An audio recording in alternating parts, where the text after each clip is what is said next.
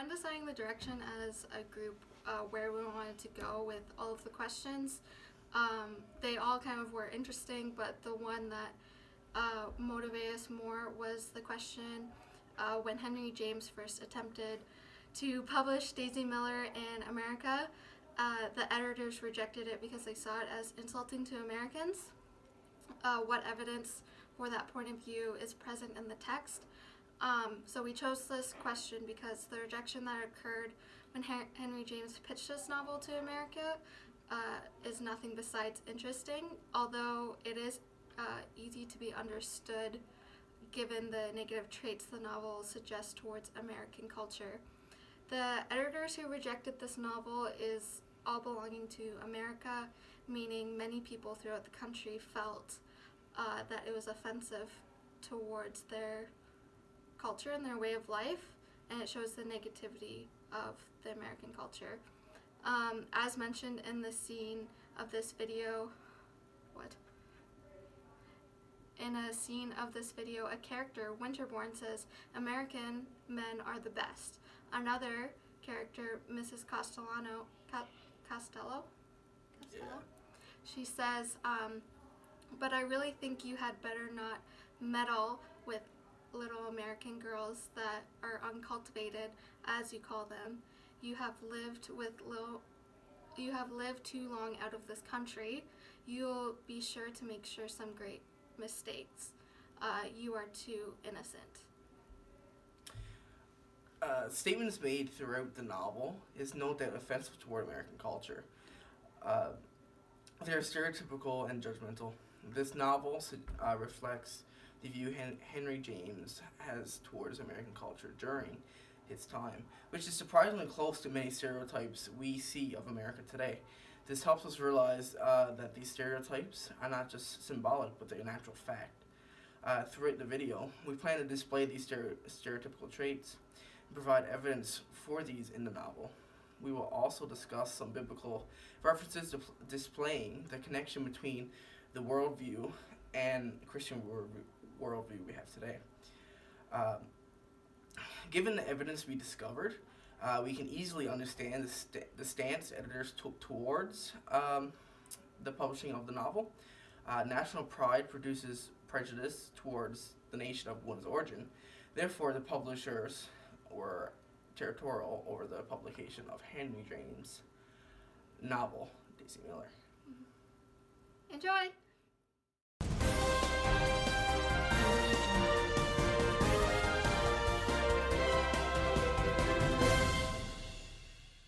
Hello and welcome back to BTY News. I'm Lindsay Jelena. And I'm Anita Brown. Today we have some wonderful information all about America. What's going on? Not good things. All over America. Today we will be looking at America through the perspective of Henry James. We have gone throughout America to better understand James's negative perspective on his own countrymen and women. These perspectives are clearly communicated in James's novel, Daisy Miller. Yes, James's portrayal of America was so negative that many publishers did not want to have his work published in America at all. One example of his offensive portrayals is that he depicts Americans as being prideful and arrogant. We actually have a quote here from page 4 of his book where the character Winterbourne states, "American men are the best." In Atlanta, Montana, right now, we see an example of American pride happening on the streets. USA! USA! USA! Apparently, these American citizens were just standing around chanting, and they have been now for 5 days. Publishers were also offended by James's representation of America through the wild character of Randolph Miller. Randolph never listens to his mother and always gets what he wants. He is out of control and never has to go to bed unless he wants to. That's the dream, huh? And he never wants to. We see this on page 16 where Daisy speaks to Winterbourne about her younger brother saying, "I don't believe he'll go to bed before 11. At the University of Kentucky Fried Chicken, a study showed that this is an accurate portrayal of the average American child. Let's see the clip.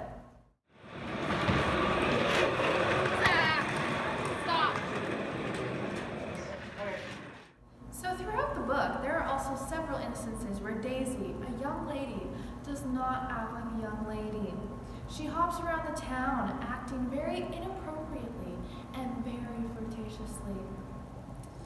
This can all be summed up in one statement from Daisy herself, where she says, and I quote, "I have always had a great deal of gentleman's society." For more information, you can see page 9 of the book.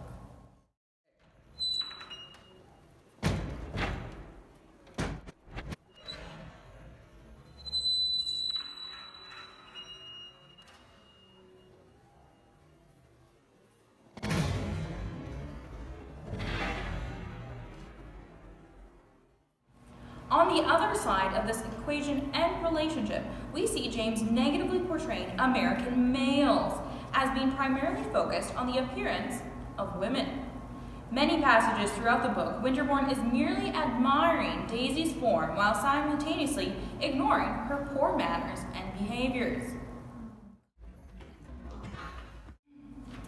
Finally, many publishers also saw Americans being depicted as judgmental and overbearing. The character of Mrs. Costello perfectly displays this. Mrs. Costello never wanted to even meet with the Miller family. She even told Winterbourne on page 13, "Oh yes, I have observed them, seen them, heard them, and kept out of their way." She believed them to be of too little taste and too little money to associate with. We found a similar circumstance take place between two young women earlier today. Hey, Lindsay, do you like my new jacket? No? Did you get it off the sale rack? Well, You must be Canadian. Poor. sorry, I like sales. Sure, you sure look like it. Within America, we see citizens acting like characters in Daisy Miller with regard to how their behavior, according to Christian values and worldviews. Americans can truly be quite caring. Why, just the other day we got this footage, which is an exchange between two strangers. Hi, Dad. Hey, do you want some? Yes, please. You're so nice. Winterbourne is actually quite the caring young man in Henry James's novel. Why, he even gave little Randolph some sugar at his request on page 3. You know, that reminds me of Philippians 2:4. It's my favorite verse, and it says, "Let each of you look not only to his own interests, but also to the interests of others." That is beautiful. We also see Americans and Daisy Miller characters reflect the Christian worldview of Proverbs 13:52, which says, "Whoever ignores Christian instruction despises himself, but he who listens to reproof gains intelligence." We see this in Daisy Miller, the novel, when Mrs. Walker confronts Daisy and asks her to enter her carriage as a form of correction. You can find this on page 39. Yesterday, in a local classroom, this exchange took place, displaying for us what true godly correction looks like in New York, New Mexico.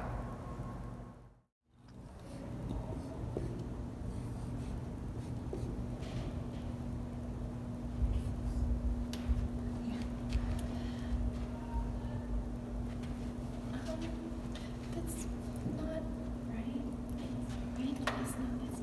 It's, so 2 plus 2 equals 4. 4. 4. Oh, Yeah. oh my 4. god. That wasn't a 4. Okay. That's It's true. Americans aren't all that bad. Actually, just the other day, our cameraman caught a beautiful and long moment where a young lady waited over 26 hours for apparently no reason.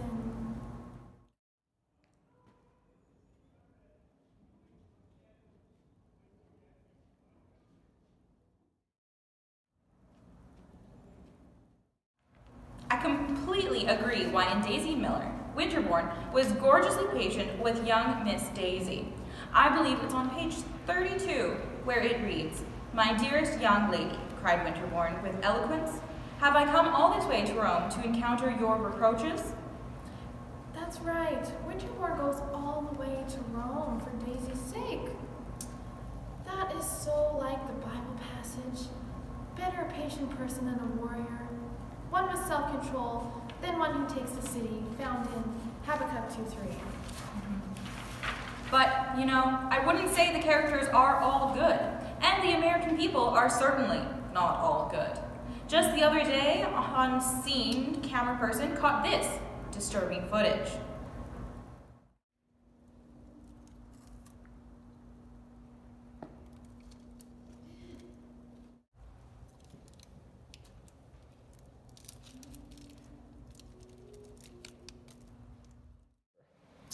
You know, that woman reminds me a great deal of Randolph Miller.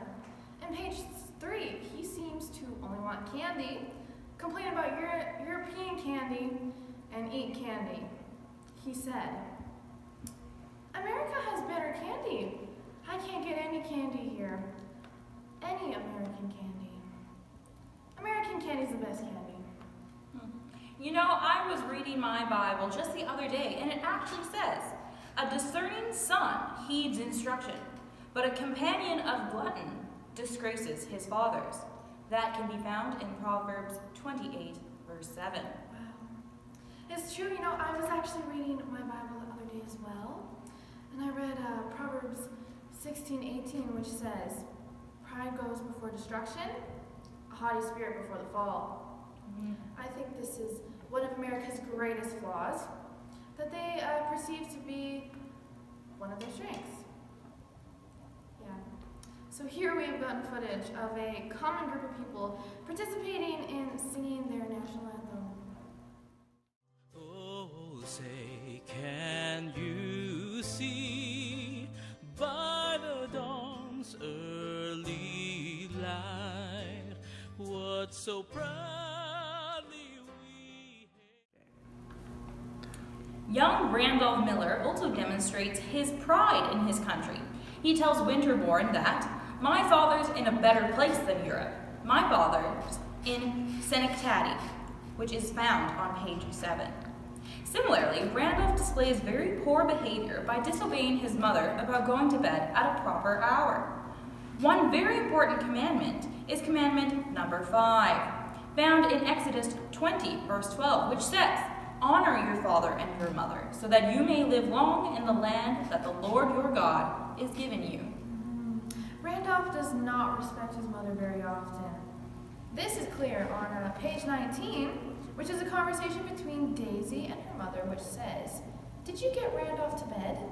And she responds, "No, I couldn't induce him." Just the other day, in the middle of nowhere in Alaska, a young parent had a similar problem with obedience with her daughter. What? I was gonna. No. I'm gonna. No. What, Mom? What are you gonna do about it?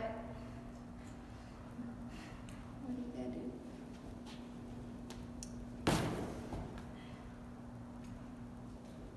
No. Earlier today, we interviewed a young individual about her ministry has been affected by reading this novel, Daisy Miller. It has affected her ministry overseas and beyond. Let's have a look. All right, hello, Miss Marianne Bluette. Today, we want to hear about your thoughts on Daisy Miller and how it has affected your ministry. Well, it has affected my ministry because it's taught me to be more aware of the culture that I am in. So when you're a mission worker, you gotta be careful of those culturally offensive things because you don't want that to ruin your relationship with the people that you're ministering to. It's true. Are you planning on ministering cross-culturally? Yes.